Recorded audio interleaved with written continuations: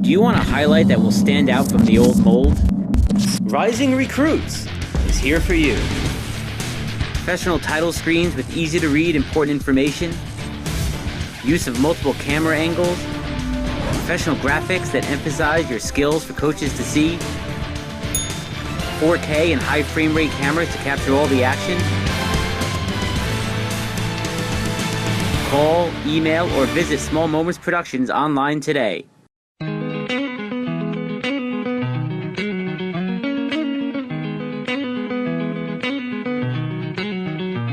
We are Talkin Baseball, NorthJerseySports.com's original multimedia series, talking all things baseball across North Jersey.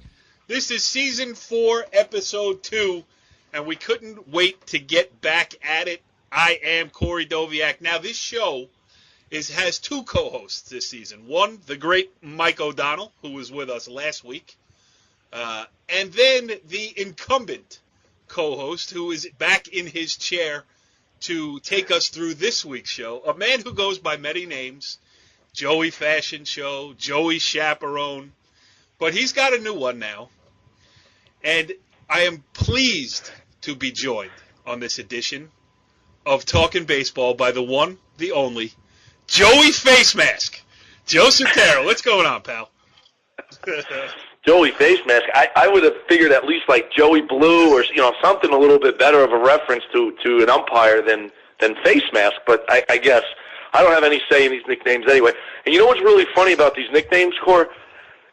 They always seem to occur when I'm doing something and you guys are having fun without me on the show. Like, I'm never there when these things are developed. Never there. Can I reframe that a little bit? Sure. They are usually coined on the days when you skip shows and don't come on with us. I mean, it's not our choice to have you miss a show.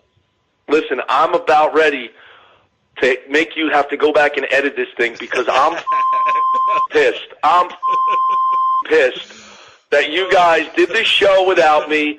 And then all week long, my are getting broken about, I was on Twitter. They were making fun of you. I'm like, that's all they do when I'm not there. They never give me a chance, ever. So now go back and hit your little beep button because I'm going to make it miserable. Touche. But it's good to be back. It's good to have you back. We got a lot to talk about. We're going to have two great guests on the show tonight. We are going to talk to Cresskill head coach Donny Merritts. We are going to talk to Ramapo head coach Mickey Hunt. And listen, the weather is getting better, but it is still brutal.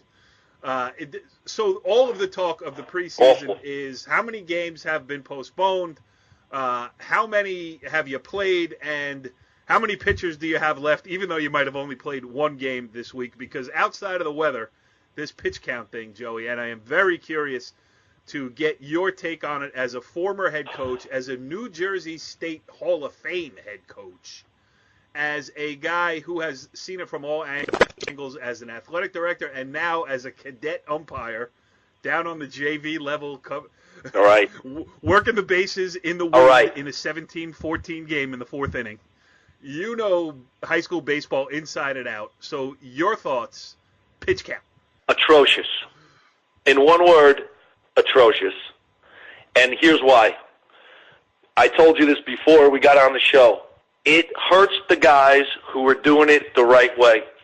And if you look at teams whose coaches, head coaches, all the way through their program know what they're doing, okay? They knew before how to manage it.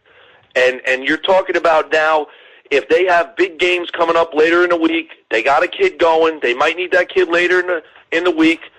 He's at 68 pitches, runner on second, 2-1 count. What are you doing? What are you doing? Like that's another thing you got to think about. It's ridiculous. You have guys that they knew if a kid threw 90 on Monday, they were thinking about managing him, bringing him back. Do we give him the 4 days, or if you know ahead of time and plot it out that listen, we're going to go as long as we can with him today. Let's try and bring, he's not coming back till Saturday, so let's let him go a little bit. I don't really understand, and it kills the small schools. It kills the small schools who we all know are not blessed 2 and 3 deep in their rotations, most of them. So, I mean, to me, it makes no sense to have to say. And then I believe, Corey, if I understand it right, because usually when I get disgusted reading things, I just stop reading it because I don't want to get more disgusted. But I think that if you're at your 70th pitch, or once you hit the limit of 110, you can finish the batter. That is correct. Okay. But you can't do that at the lower counts, correct? In the lower counts. So I don't understand that logic. A kid is getting punished and not being able to finish the at-bat if he goes over 70. And like you said before, he only threw 69, he needs X amount of days. He threw 70, now he needs another day. The thing is, come on. I want to see the science behind it, where a kid who throws 69 pitches needs 3 days off. A kid who throws 70 needs 4 days off. I mean, it's arbitrary numbers. Right. Baseball can't be put in a box like that where you could say he threw 69 pitches and now he's got 3 days off and there's no way he's going to get hurt because we're doing this. I mean, the studies, Major League Baseball, which has $1 gazillion, is doing everything it can to study the phenomenon of overuse injuries. I mean, look at the major leagues where there is Tommy John surgery all over the place. They haven't figured it out. And the NJSIA has now. Right? Yes. Yes. Pitch count. Right. They're going to pitch that to the MLB. That's what they should do. When the kid finishes his high school season and goes and plays on his club team and throws 184 pitches 2 days after the high school season ends and he gets hurt, well, it really is just stupid. And I will say, and I did mention it on last week's show too, I have seen instances where I'm sitting there going, Coach, you got to get this kid out. I mean, he's laboring. He's throwing 160 pitches.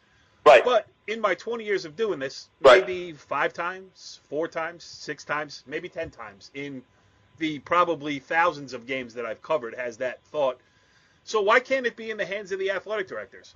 Here, you keep your own pitch count, and at the end of the week, submit it to the athletic director. Let him take a look at it. Wow, you used this kid 290 pitches this week. Don't do that again, or else you're fired. Well, you know why though? Because you're going to have then you put it in an AD's hand, and this is no knock on any AD. But what happens if you get a guy, for example, if someone were to ask me as an AD about a sport I'm not really well versed in? Now you're going to put it in an AD's hand who, what if the guy was a track guy as a head coach, and he's really not in tune with how many did he go too many? Did he not? Did he use them too much? Did he overuse them? So, Joe, I know all of you AD types. You're on your cell phones 45 million minutes a week.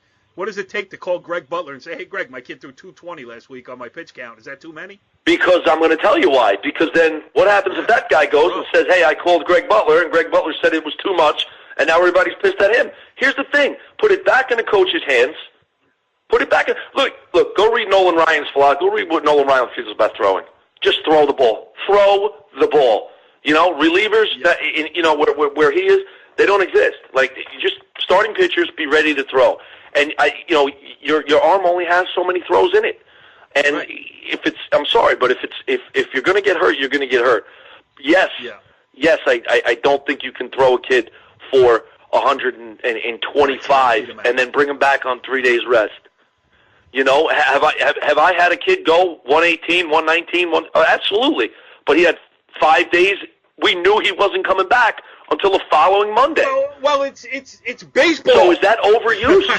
I don't know. And then here's with the pitch count and with the way people are, the way pitches are being used, you got to have to shorten the season here. Yeah, I covered Old Japan on opening day, and Steindl, their best pitcher, is probably going to have 3 less starts this year than he did last year. And the kid's bummed about it. I don't blame him.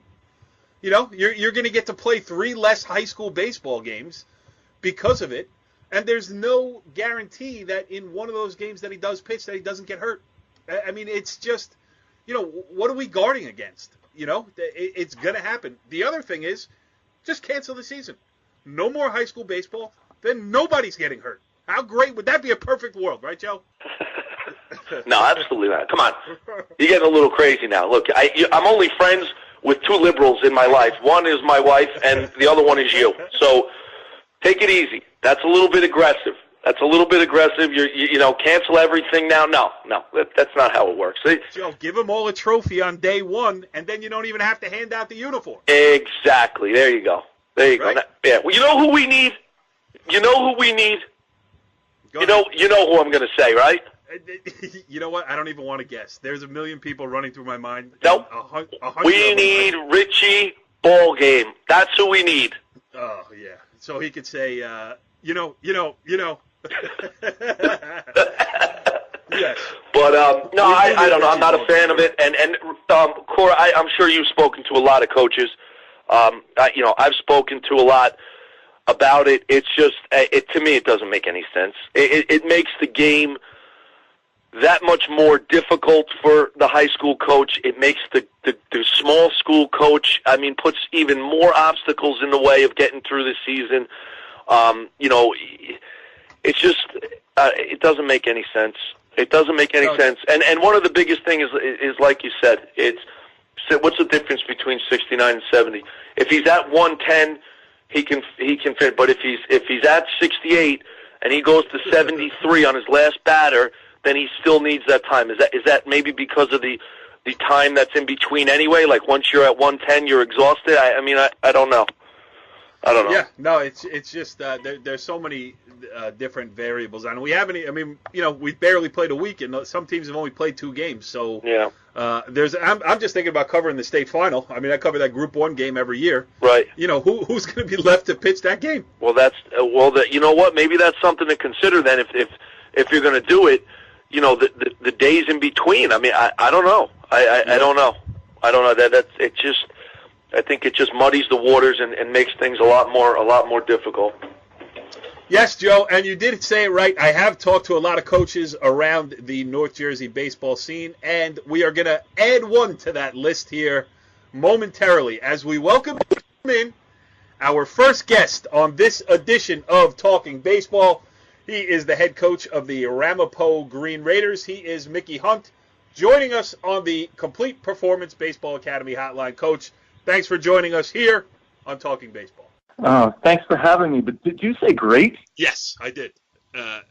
Thank you. I thought that was your first name, actually. It's not? I thought your first name was the Great Mickey Hunt. But anyway, you know what? Joe and I were just doing a little show prep here, and we're second-guessing our decision to have you on. You played 1 game in a week. What is going on here with this baseball season? Wait a minute. Before we get started, let's be honest here. You called Spafford before you called me. Mick. Now, is that true or false? Well, let me say this. That's true. He did. Those of you who are listening, Joe Spafford is my assistant coach. Does a great job. He's the best. But I believe I am pinch hitting for Joe Spafford. Mick. Is that true or false? Mick, did you ever listen to the show before? Have you? I've listened to it all the time. So do you know the beginning when it says, I am Corey Doviak and I am hosting this edition of Talkin' Baseball? I do the sandbagging around here, Mick. I'm the one who trips you up with a question. You don't throw Joe Spafford at me 15 seconds into our conversation. Oh, that's heresy. But yes. I've been waiting all day to get you. Well, you got me. He did. Joe, ask him a question. I'm flummoxed. No, I don't have any questions about anything right now because I thought we were going to talk to him a little bit and then slowly work into things like the pitch count, Coach. Let's get right into it then. Coach, what do you feel? What's your feelings on this? Can you break it down for us? What does it do to you as a coach? How do you feel about it? Does it change the way you manage the game? What's your feel on it? He has to play one. Yeah. As soon as we play a game, we'll figure it out. I've got all the charts going. I've got 3,000 things I got to hand umpires, scorekeepers. Easy now. Easy on the umps, Coach. No, okay. Adults, pitch counters. Yeah, it's kind of crazy. To tell you the truth, I don't know how much of a difference it's going to have. And I heard you guys talking last week, or OD was getting into it with, I guess it was Kirkby or somebody last week. And, if any kind of baseball guy, I don't think you're throwing a kid out there and, throwing him 150 pitches in the first week of April. Yeah. I just don't think you're doing that. And, it was said all last week, too, on your show here that, a lot of it has to do with the summer league coaches, A lot of it, I think, and wasn't mentioned, is kids playing year-round. Go play basketball. Yep. Yeah. Go play football. Right. Go play soccer. Go do something else. Kids point. pitching. They got their pitching coach, their guru, and you're throwing all the time. Hey, it's bound to happen. You're throwing year-round. Go do something else. Your body's developing. Your muscles developing. Go shoot some hoops. Go play hockey. Yep. So that has a lot to do with it too. I don't think putting us on a pitch count. Here's what happens. How about a kid's throwing a gem? He goes in the seventh inning, and he's at 107 pitches, and he's got a no-hitter going. What do you do? Got to take him out. Yep. Come on. Use common sense. Let the kid. And the other thing that gets me all the time is everyone has like a career. There's no career. I mean, I remember 20 years ago, I had a kid named Ryan Pizzari. Yep. And Ryan would, Coach, you want me to pitch? Give me the ball. Yep. Give me the ball, He would go out there with the Bengay on, and he would go and throw. He would compete because he's competing for his friends. He wanted to win this game for his buddies. He didn't want to win it for me. He wanted to go out and, he and his friends compete. And that's what it's all about. It's not like, I'm going to get a career in baseball. I mean, how many guys do that? Well, how many? So, not many. You can count them on one hand in Bergen County history. It's true. Right? And a couple of them are yours, Coach. A couple of a couple of them are spawns of yours. That's true. Yeah. Well, if you really think about it, in the 2000s, I mean, you could count them in one hand. The guys that are playing professional, So, what's wrong with going out and winning games with your friends? I remember, like, when I was little, going to Teaneck High School games with, old Coach Savino coaching the teams. And there was a guy on that team when I used to go, Andy Mulstock. And Coach Savino would, he'd have Mulstock playing first base. And if he needed an out, Mulstock would come in and get an out. And if he needed 6 outs, Mulstock would come in and get 6 outs. If he needed him to start, he'd come in and start. And he probably threw, a lot of pitches. He went on to play. I think he went to Penn and played at Penn. I think he played professionally too. He was a real good ball player. But I'm pretty sure he went because he was trying to win games with the guys he grew up with, from 8 years old playing Little League and Babe Ruth League, whatever they played, all the way through. Let's go out and compete. Let's go try and win some games, Let's go have some fun. And he probably wanted to do it, Well, that's the thing. And, it's up. I think this. It's up to us as a. Sorry. Yeah, it's up to us as adults not to, throw a kid out there for 200 innings. But I don't think anybody that I've ever met, and I've been coaching a long time in high school baseball, would do that. Yeah. So. Yeah, and the other thing is this generation gets a bad rap as being soft, but look what we're doing. Sorry, Jimmy, you're done playing because you threw 54 pitches. You're out. Yeah. So. You want to blame the kids or you want to blame the people who are setting the rules? You're right. And I think that, Coach, you were starting to say that, you get to, he wanted to go out there, win for his buddies. You wanted this, you wanted that. And there's something to be said for what you were getting to, Cor, with, you threw 55, you got to go.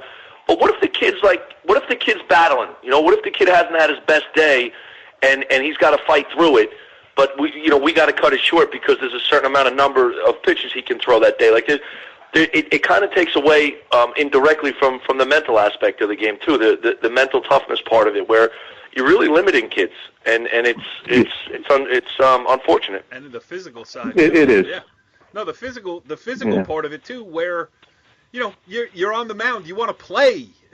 My high school baseball coach just gave me the ball. I'm allowed to pitch. I want to throw, and I'm not. I mean, we could go round and round on this, and maybe this is the last. This is not the last show we're going to talk about this because this is going to be an ongoing issue all year long. Mick, when we were just doing the opening of the show, I said to Joe, like, I'm thinking about covering the Group 1 final, in that first week of June. Who's going to pitch that game? Yeah. Yeah. There's going to be nobody you left. Never know. You're going to have 13 kids throw, 1/3 of an inning each. It's going to be ridiculous. Right. All right, so let's. let's talk a little bit about on the other side. If I could just bring one more thing, Yep. it is going to afford a kid a chance to pitch who may not have had the chance. In other words, I've got to develop some kids. I got to have kids ready just in case we need someone. And unfortunately, what it's doing for me, because we have a boatload of sophomores with the varsity this year. What's doing to me is I'm keeping a kid on the varsity who's a sophomore who probably should be playing JV because could be playing, say, shortstop on JV and pitching a little JV, but I may need him with the varsity at some point to throw, 18 pitches in the sixth inning to get us through, So that's a little disappointing. But, in one respect it's disappointing because he won't be playing JV and developing there. But in another respect, he's getting a chance to play in the varsity. So it's true. Yeah, there's two sides. Developing pitchers is going to be key. Yeah, and the other point that I wanted to make is that it just changes the way the game is played too. Because, like Joe said, what if the kid is battling? Well, you don't want to battle anymore. If it's 3-2, and you're headed toward a 10-pitch at bat, you're almost better off walking the kid and saving your bullets. Yeah. So, And the other thing is too, as an opposing pitcher, like, am I supposed to be worried about their pitch counts? I got enough to worry about my kids. Right. Am I looking on the shoulder? Oh, Joe Smith, their best pitcher, has 97 pitches here. I couldn't care less. Right. I've been telling the coaches before, just go play. I'm not counting for you. I mean, I'm going to keep the count because we have to, but I don't care what you do. It's your kids. You want to kill them? Go ahead. Yeah. Yeah. No, it's true. All right, let's talk a little bit. Not that there is much to talk about. You've played one game, tough 3-2 loss against Ridgewood, who figures to be one of the better teams of Bergen County, as you do as well. I mean, what do you know about this team that you have here? I mean, can you make any early assumptions off just the one game, or is it just like, let's get out and play already? Well, it would be nice. Last year we had such a good March, and it has been a long time. Since before last year, it was a long time that I had that long of a preseason and a chance to really get to know the kids. And when I went into April 1st last year, it was like, we're pretty set. We have guys where we're supposed to be. I know where everybody's going. We've got the position set. This year it's a little different. And I really needed that preseason because on Monday, our one game, we started 7 sophomores. So we're going to be a young team. And there's other kids, other sophomores even pushing those sophomores. So we're young. I have 7 seniors, 2 3-year starters. So I have A.J. Ferrara and Evan Mooney, who has yet not to get a hit when Corey Doviak was at the game. Joe, he's like 19 for 21. I remember you saying that last year when you went to cover them.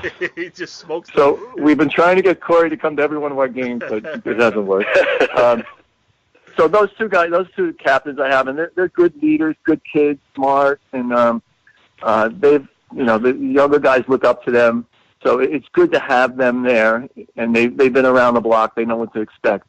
And besides those two, I have 4 other seniors who will play a part here and there. I've got with the varsity right now just 2 juniors, and the rest are sophomores. So we're young and experienced, and it showed. In our one game, we did a couple bonehead things, and it led to a 3-2 loss. So, but hopefully we'll get better and better as the season progresses. Yeah. Now, all kidding aside, because we touched on it a little bit earlier with the Hunt family. I mean, let's be honest. Shooter was one of the best pitchers in the history of Bergen County baseball. TJ, one of the best pitchers in the history of Bergen County baseball. And then you got Casey. He's one of those sophomores that you're talking about. And you know what, Joe? This goes even deeper than that because, talking all this pitch count stuff and how coaches have the best interest of their kids at heart. Casey Hunt probably would have been one of the best, certainly one of the best freshmen in Bergen County had he pitched last year. Probably in the upper echelon of pitchers overall in Bergen County last year. Mickey didn't use him at all because he didn't feel, I don't know, Mick, you can speak to it better than I can, and I'll give you the forum to do it in a minute. But, you certainly could have run him out there. You probably, you could have got him exposed to varsity baseball maybe before he was emotionally or physically ready, however you saw it. And now he's going to make his first start this week. So, talk about it. You've been through it before with both Shooter and TJ. Now you have this opportunity with Casey. I mean, it's that father-son relationship, that coach-player relationship, and I know he's going to make his first varsity start on Tuesday. So just talk about all the things I just blabbered on about. Okay. Well, first, I've been really fortunate. I mean, I've been able to coach my 3 boys, and Casey's the third, and had the best seat in the house to watch them, perform and compete, and it's been great. Each one we're in a different situation. Shooter was following a real good group. I had when he was a freshman. We were state champs, I think, or state runner-up. So we kind of, weaned him a little bit as a sophomore, and then he, came on as a junior and a senior. TJ was kind of the same way. He played, freshman ball, then he played JV as a sophomore, and he pitched a little bit as a junior. Of course, we had a senior-laden team when he was a junior, and then he, was our guy as a senior. Casey was, to tell you the truth, we really needed a shortstop, and he was our shortstop, and I needed him to play there last year. Yeah. On top of the fact that we had, 14 seniors on the team, a lot of guys, they had a lot of arms, so we really didn't need to force the issue there. So, he did the job at shortstop for us. He pitched an inning here or there when he could, and hopefully, he learned a lot from watching, and, he's ready to go this year. Yes, and Joe, I always kid Mickey that I was at the one game that hopefully, if he stays healthy, knock wood, that Casey Hunt will not have started in his high school career, and that was senior day last year. So I'm going to hold that. Against him in perpetuity until the Hunts take us up on our wiffle ball game here. So, so Mick, last question, last thing. Obviously you've played one game in a week and a half, so that means the schedule is backloaded. I know you're a guy who loves to play every day, but literally you're going to be playing every day. Hey, I always said baseball is meant to be played every day. And I can remember when I was in high school at Paramus Catholic. Thank you very much. We used to play Queen of Peace, and I forget the guy's name who was the coach of Queen of Peace. But back then there was no limits, and he used to schedule a game every day. Every day they played 45 or 50 games. And his feeling was, if we get rained out, we just skip it. We go to the next one, So I love playing baseball every day, especially when the weather warms up and, the arms are ready and, the kids get in a groove and the rhythm and, it's fun. So, yeah, we have 4 games this week. We play Monday, Tuesday, Wednesday, Saturday. And I think from now on we've got at least 4 games every week, for the next 4 or 5 weeks. So the way it should be. Yep. That's right. All right, and I just want to point out that my co-host over there, Joe Sutera, you took the high road, Joe. You didn't ask the question, so we'll have to save it for. The question was, I suppose, that the only other question I was going to ask, Coach, but you jumped the gun and said last question before you said, Joe, do you have anything else? So, Coach, I just wanted to ask you about how do you feel about the games being played back to back. Or not necessarily back-to-back, but within the same week. Yeah. The conference, the Monday, Wednesday. Does it matter? I mean, does it really? In your? I mean, I know you're a guy that who cares? Let's just go play. Mm-hmm. But in terms of a league, and Corey pointed this out earlier, in terms of a league where you have the 2 top elite teams and they have maybe played in the first week. Do you think it takes away at all? Do you think it adds at all, or does it not really matter in your opinion? I like it. The only thing I go tweak with it is I wouldn't, we started right away at Ridgewood. I would have gone a week or 2, let's play our, crossover games and then go into the league, like the second week or the third week.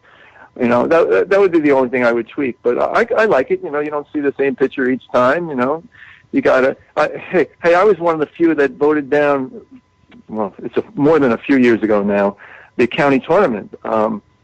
We used to play Saturday, Sunday, and then have Monday, Memorial Day. It was 2 weekends. Right. I like that. Yeah. I like the fact that you got to have at least 2 guys, and it's the best team.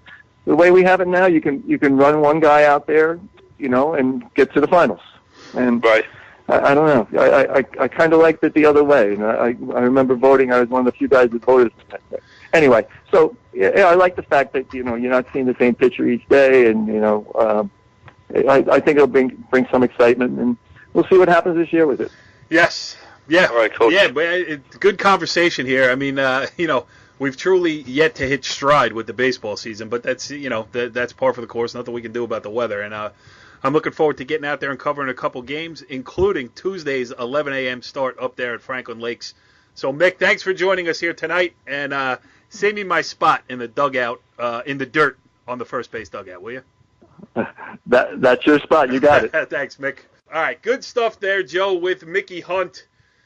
You thought that we couldn't they had only played one game, and you didn't know how much we'd be able to talk about when we just went 20 minutes with Mickey, Joe. What do you make of that? Well, it's easy because a guy like Mickey with his knowledge, and then when he went on about the history and when he was growing up, and I didn't think he was gonna really elaborate a little bit on the pitch count, but it got him going a little bit. It got him going about competitiveness and kids playing different sports. So yeah.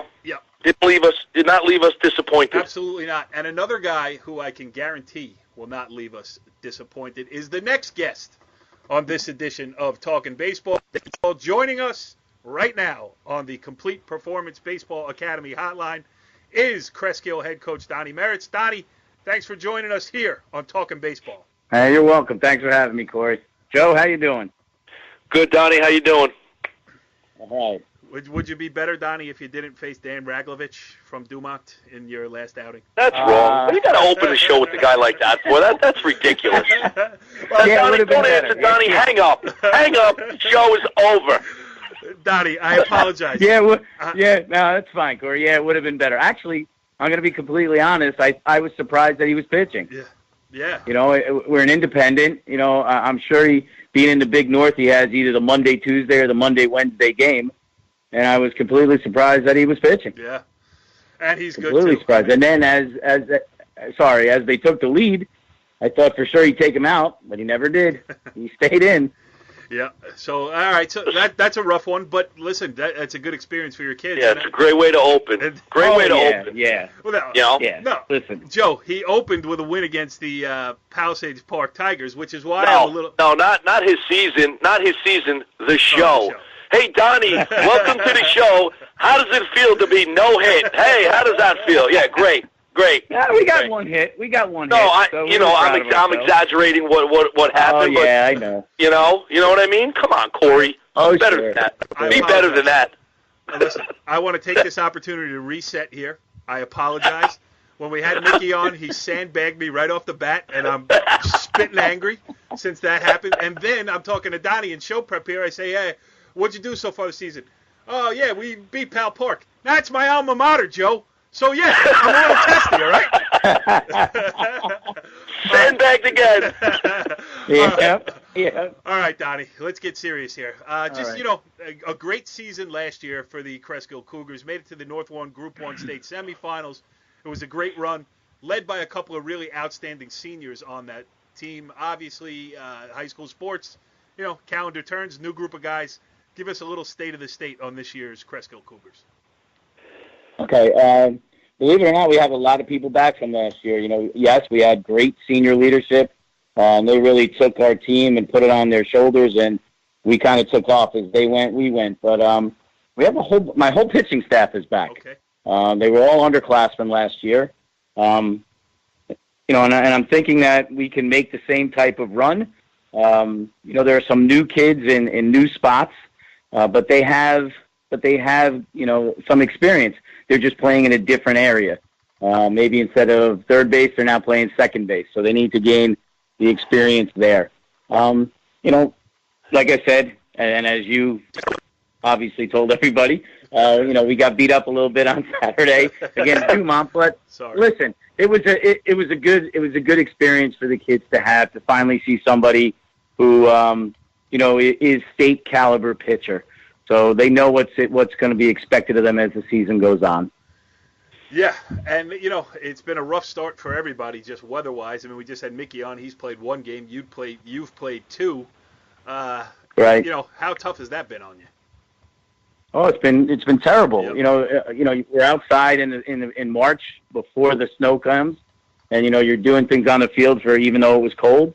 Then the snow comes, you can't get outside for 10 days, and then once you're outside, now it's rained forever. Yeah. And then the opening day comes, you get a game in, and then it rains, and it's just been hard. You can't get any consistency of anything. It's been difficult. Yeah, I covered Old Japan against Pascack Valley on opening day, and I said this last week too, but it was such a great line. Talking to Coach Lynch over there at Pascack Valley, and a ball dropped in short right field that probably should have been caught. And he goes, "Well, what do you want the kid to do? He hasn't seen a fly ball that's been higher than a gym ceiling in 6 weeks." I mean, right? That's true. That's true. And the gym and ground balls, the gym floor gives you perfect bounce every time. So you're going to see a whole lot of errors, I think, early on here. Yeah, and pitch count has been such a big topic of conversation, especially with the dearth of games that have been played. But you're the first Group 1 head coach that we're having on here. Listen, this is going to be tough, correct? Oh, for Group 1, it's going to be a killer. Most Group 1s have a definite number 1. Then they have somebody who they believe is a number 2. And then after that, you're hoping to get through a game. And now with the pitch count, if you have to play a 4th game in a week, especially with rainouts, you could be pitching anybody. Yeah. Anybody that'll throw the ball over the plate. The first weekend of the season, I put everybody in the program on a mound inside, and we could see if they could throw the ball over the plate or not. Every 31 kids on the mound. So let me see what you can do. Is that literal? I mean, are we looking when you lined all those kids up? Are you literally looking for a kid who can maybe give you 20 pitches or 1 inning at some point? I mean, is that to the point it's yeah. Yeah, absolutely. Seeing if we can get maybe a starter to the 5th. Yeah. With maybe 80 pitches, and then somebody throw the 6th, and then somebody throw the 7th. That this way, other teams, the team you're facing isn't seeing the guy that just throws the ball down the middle of the plate, twice. You're right. You're getting it once, and then maybe you're getting somebody else. It's been a challenge, and even during the first 2 games, to constantly, how many pitches does he have? What inning is it? On Saturday, my starter threw 36 pitches in the first inning. Right. A little trouble throwing strikes. Right, yeah, it's crazy. And 36 pitches in the first inning. Now I'm starting to scramble already. Who am I going to? I got to get people ready. Yeah, no, it's true. All right, Joe, go ahead. No, it just takes away from what Donnie was saying about finding a kid that can give him 20 or find it. Like Donnie, and you've been there too. You'll have your number 1 on a mound. He's in the 5th. All right, maybe he's at 75, 80%. He's tired. You could start to see him get tired. You look over and go to your assistant coach, do we go with so-and-so at 100? No, he's better at 80% right now. Let's let him go. Let's talk to the kid. Let's see how he feels. Let's see who he's facing. You, in my opinion, you eliminate all of that from the game with these numbers. I just think it. We said it earlier. I mean, maybe you feel differently, but I just think it takes away from the pureness of the game, and it takes away from what guys like you and a lot of guys that understand what it means to coach, not just to go on the field and flash signs and write a lineup card, to manage a staff with your coaching staff in your office. This is how we're lined up this week. Let's see how it plays out. It just eliminates it, and it puts you in the position that you were in with 31 kids on the mound is a mockery. That's rules should improve the game. This rule does not improve the game. It does not. Well, the other part of the rule that is really very difficult to manage is you pitch 100 pitches on Monday. In years past, as long as the kid felt okay, he could come back on Friday. Now, right. The earliest he could come back is Saturday, and not many people have games on Saturday. Right. So now I'm down an entire pitcher for the rest of the week. It's very difficult. And very, very difficult. Yeah, and the season is 8 weeks long to begin with, 7 weeks long in some cases. So you got the kid for 7 games. Right. Once a week, right? So absolutely right. Right, once a week, exactly. Or you try to manage where you take the kid out at 80 pitches, so he can come back on Friday. But the way the rule is written, he only has a total of 140 pitches, so he's only coming back for 60 pitches on Friday. Yeah. So now I still need 2 people or maybe 3 to get through Friday's game. Same thing on Monday. I might have needed 2 or 3 people to get through Monday. I'm going to need 2 or 3 people to get through Friday. And in Group 1, you don't really have that. No. And you know who doesn't care about it? And I'm not trying to be funny, but the non-publics don't care about it. No. The big because guys. They're going to toss the ball to the next guy. And it's no fault of theirs, no fault of the coaches. No. But this has no effect on them whatsoever because here you go. Here's your 1. Here's your 2, who's a number 1 anywhere else. Here's your 3, who's probably a 1A anywhere else. And then they got 2 or 3 guys, 4 guys who can give them 2 innings to close a game out or shut a game down. So that the discussion is completely different on that end, in my opinion. Yeah, and we're gonna have to get one of those guys on here relatively soon to. C-Slack, I heard he ducked you. C-Slack. You're right. Another pal. Right, Yep. another Pal Park guy. I'll have to chase him down. That's for sure. But Donnie, you know what it does do? Yeah. You know what it does do though. The 2 things that just popped into my mind was Joe was talking there. First of all, it takes Group 1s and Group 2s completely out of the county tournament. You can't really, there was at least always, if you have a real good team and you get in, maybe we throw a 1 on consecutive weekends. You can't do that now. That's 1. No. And 2, there is no favorite to win the North 1 Group 1 state sectional tournament. No, unless somehow you can line up your 1 and 2 for every game, and you just pitch them half and half. Years ago, Kurt Holman at Tenafly won a county tournament that way. He pitched 2 kids in every game. Yeah, and that's what. That's the only way you can do it, and you got to hope that it lines up that way, that you have the proper rest, going into the state tournament. Yes, and then it's just hard. Yeah, it's it's a well-intended rule, but there's just way too long a list of unintended consequences here. It's bad. Oh, listen, how many games, Corey, you're gonna take your starter out because they're at a certain amount of pitches, and you lose the game? Right. Happened to Emerson. Yes, game I was at, first game of the year was a 3-1 game going into Emerson. 8-7. Yeah, to Woodridge, right? Yep. You had to take the guy out. Yep, I believe in that article I called it the goofy pitch count rule. But, goofy? So how many times is that going to happen? Yeah, I got a few words for it. You'll have to beep, though. All right, Donnie, back to baseball here. Just give us a quick breakdown of the league a little bit. Usual contenders over there in the NJIC, whatever division they call you. I think we're the Patriot division. Okay. I think, as always, Waldwick is going to be near the top, and so is Emerson. In the past couple of years, we've kind of creeped into that picture. So I hope to stay in that picture as well. I'm guessing with Waldwick, all their experience and them, doing so well the past few years, I would have to say they are the favorite. But our league seems to be always very close. Yep. Through the month of April. And then as you get into May, a couple of teams kind of, move ahead of the others. It's kind of wide open. Midland Park has some good pitching. I think we have some good pitching. I know Emerson has decent pitching as starters at least. And I know Waldwick has starting pitchers back. Yeah, so, So, I think our team could be dominated by starting pitching.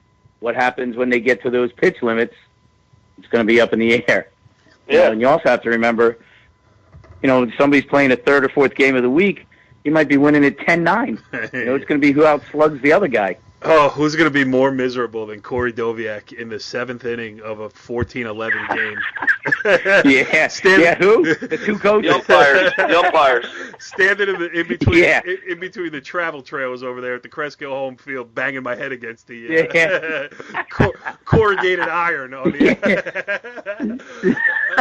But Donnie, I'm going to do it. I'm coming. Because I like you, and I like you for coming on this show tonight. Definitely an interesting perspective. Anytime, Corey. Yeah, from the Group 1. Yeah, anytime. Yep, and definitely. I believe this is your first appearance on Talkin Baseball. Is that correct? This is my first time on. Yep, this is my first time on. Right, well, I can promise you one thing. Yep. Next time, I will do better. You were fine, man. Don't let Joe bust you too much. You were fine. You got to defend your alma mater a little bit. I get it. Thank you. And, Joe does put me on the defensive all the time. But Donny Merritts, head coach of the Cresskill Cougars, thanks for joining us on Talkin Baseball. Good luck with the season if it ever gets up and running here, and I'm definitely going to come catch you at a game pretty soon. Great. Thanks, Corey. I appreciate you having me. All right, Joe. Good stuff there. First with Mickey Hunt and then with Donny Merritts. Again, dominated by the pitch count conversation. But really, if you're covering high school baseball, if you're playing high school baseball, or if you are coaching high school baseball, really, with so few games being played, what else is there really to talk about? This is crazy. It is crazy, and I think both coaches put a spin on it that a lot, not a spin, but they defined it as most coaches that I've spoken to, and common sense would make you believe is that it's tough. I know we said it earlier. I don't mean to keep harping on it, but it doesn't affect. It's not going to affect the non-publics and the bigger schools as much as it is the little schools, the small schools. And I think when you put a rule into effect, I think that rule needs to change or tweak the game, any game, for the betterment of all involved. And I don't think that it does. I think it's a detriment to the game. I know the intent is good to protect kids, but I also think that when you go through a process of selecting coaches, when a school goes through a process of interviewing for a head coach, that they take that seriously, and that coach is not just going to put a team on the field and collect the stipend or paycheck, however you want to say it. I think they're going to look to manage kids and take care of kids. And I think Coach Hunt said it the best. Specialization is ruining a lot of adolescent and high school athletics because kids pick up a baseball in December. Yep. To do what? To get ready for the season, and now you're limiting them in the season. It's just I don't know. Like you said before, we can go on forever. I just don't like the rule. I know the intent is good. Don't like it. Yeah, I agree. And a couple of things here. One thing that Mickey mentioned too is and now everybody has a career. No, they don't. High school baseball or high school sports in general is. You've seen the numbers as far as kids that go on to play in college. The odds are overwhelmingly stacked against you that you're going to go play in college. And then if you follow the kids, not just the kids who, signed big Division I scholarships for football and basketball that we, see occasionally play in the Power 5 and in the NCAA tournament and all that kind of stuff. But if you follow the kids who actually did go to play baseball and then see how many – not just baseball, any sport, see how many actually finish their 4 years of playing a sport at that school, it even gets smaller, It becomes a job at the next level, and let the kids just go out and play high school sports, and let's stop over-analyzing, here's how you do it. Hey, coach, don't throw your kid 150 pitches 2 times a week, okay? That's it. That is it. And that has, at the high school level, those kids dealing with their pitching coaches who tell them, advise them and educate them on the safety of the game and how to take care of your arm and all this other stuff. Or I'm sorry, not the safety of the game, but taking care of your arm. They got to know in their own minds that, hey, I threw 105, 110 on Monday. Is it really in my best interest to come? And the coach should, it's hard, but in fairness, there have been times where myself as a coach, a kid has gone 105 on Monday, Tuesday, Wednesday, Thursday. I've had kids that wanted the ball regardless, and you have kids that you kind of have to, hey, how are you feeling? Make sure you're down, taking care of it. But like Donnie said, you're throwing 125 and bringing them back on a Friday. I think he said not too many guys are doing that, 125 and bringing them back on 3 days rest. And if they are, then it's like you said, hey, coach, let's be a little smart about this here. Yes, and stop blaming this on the kids. This is an adult-invented situation. So, Joe, it's great to have you back on Talkin Baseball. Good to be back. I'm so excited to have both you, you and Mike O'Donnell at the at the ready.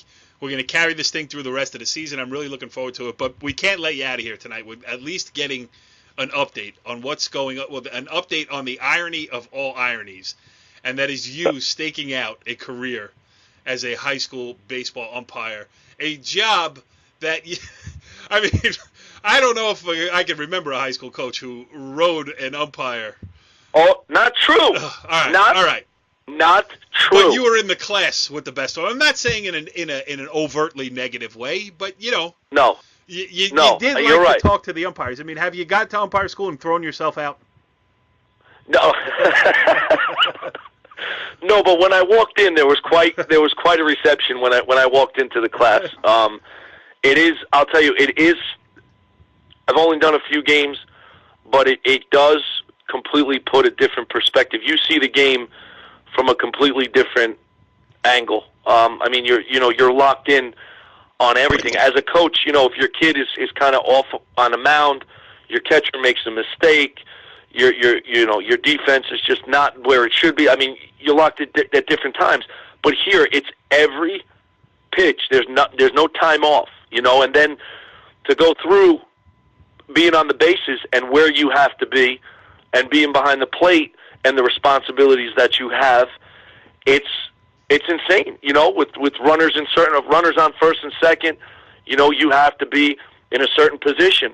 And if there's a ground ball to third, you better pivot and rotate the right way or you're going to get drilled, which almost happened to me yesterday. Right. But, that's why, I mean, you can't turn back time, but what I'd spoken to a couple of guys about, one the other day in the parking lot, Eddie Ahern, and he's been saying this for a while, is that what I think would help a lot of between coaches and umpires is if they gave the coaches that mechanics lecture of where they have to be. It was like a PowerPoint of where they have to be in their responsibilities. There's a lot that goes on, and it's a whole new look at what they do. All the way from the fan in the stands. Yeah. Like you're 400 feet away. You suck. You know what, guys? Time out. Fat ass with the red shirt. Let's go. Put the gear on. You're behind the plate. And your big mouth buddy with the gray shirt, he's in the field. We got bases loaded, infield up. Where's everybody supposed to be? Go. You're on. Let's go. I'm sitting in the stands now. It's crazy. It's crazy. There's a lot of responsibility, but I love it. It is ironic. I have eaten quite a bit of crow in the rules class. Yeah. With the examples and stuff, but it's fun, Corey. I really like it. Good group of guys. It's a lot of fun so far. And it's a good way to stay close to the game. The game, you put a lot of time and effort into the game over the years, and moving up into the administration, I'm sure you'd probably like to be coaching, or at least there's that part of you at sometimes you want to. But this is a great way for you to stay close to the game. That umpiring skill will carry you far, as will your co-host seat here on Talkin Baseball, Joe. Good show tonight, pal. Thank you. It was great. It was a good first one. I tell you, we still got to do a live show, though, Cork. Can we do a live one where we actually take phone calls? Is that possible? It is possible, but, there's a chilled glass of bourbon waiting for me right after this show, so I'm not going to... Well, I have the same waiting for me, as we discussed earlier, but I think we should go and we should have it live, Yeah. like Mike and Mike, ESPN. Yeah. We get the three of us go, and we go, where we should go, Cor? The Peddler, the new Peddler. Yeah, we'll call that first show How to Blow Up Your Career in a 30-minute segment with Mike O'Donnell and Joe Sutera. See you next week on Talkin Baseball. Follow the leader.